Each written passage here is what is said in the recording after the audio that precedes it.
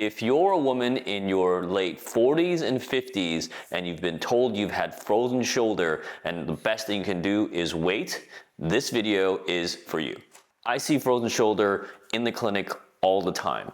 And one thing that modern research has recently discovered is a lot of it has to do with a sharp decline in estrogen levels, which is more related to perimenopause and menopause. And if you've got heel pain first thing in the morning, hot flashes, mood swings, and irritability, they're probably all connected. In this video, we'll talk about 4 things that you can start doing today to help loosen up your shoulder. Here's what we'll be covering: a quick release method right underneath your shoulder blade. Another point on your leg that's related to your shoulder. And third, a pressure point on your hip that works on your shoulder. And lastly, one exercise that I learned from an orthopedic surgeon while I was interning in China. So, why does this happen?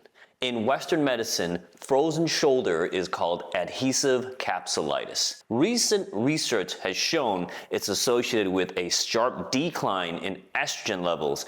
And when that happens, that thickening of the bursa causes your shoulder to lock up. That's why it shows so often in a lot of my female perimenopausal or menopausal patients. In Chinese medicine, frozen shoulder is associated with blood stasis, where pretty much the blood stops flowing in the area. During menopause, estrogen is affected by blood flow in the body. When estrogen drops, blood flow stops to the shoulder. Tendons, muscles, ligaments, they all lose their stability. In my clinic, I see this combination very frequently. Menopause, frozen shoulder, plantar fasciitis, and mood swings and irritability along with hot flashes. Okay, let's get into the fixes. It takes only a minute. Most people with frozen shoulder tend to rub the front of the shoulder, but there's an area behind your shoulder blade that helps release the muscle. So get a small ball, it can be a massage, tennis, or even a lacrosse ball. Lean your back against the wall with the ball on the right outer edge of your shoulder blade, right around the teres major or teres minor muscle. It doesn't have to be a very specific spot, it's more of a tender area. Find a tender spot and hold and gently roll around the area for 30 to 60 seconds. You want to do this on the side your shoulder hurts. Point 2. Now here's an odd one. The points on your leg also correlate to the points on your shoulder.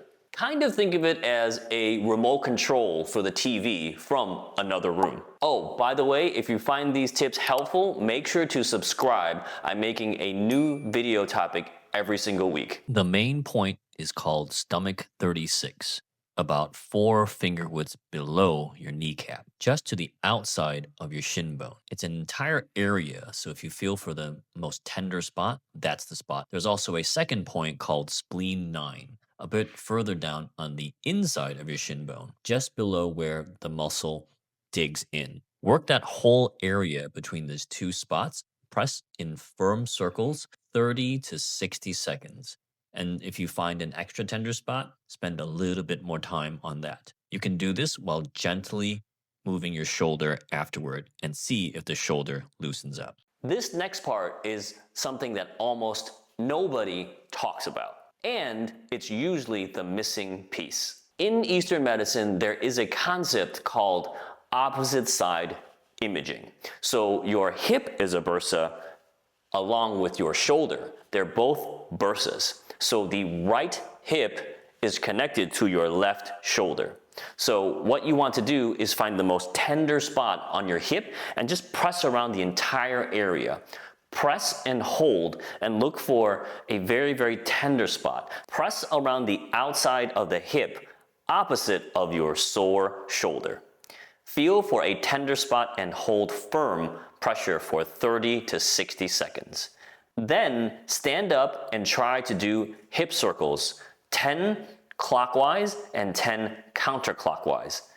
And then test your shoulder, see if it loosens up. Now, this last one is called stirring the pot.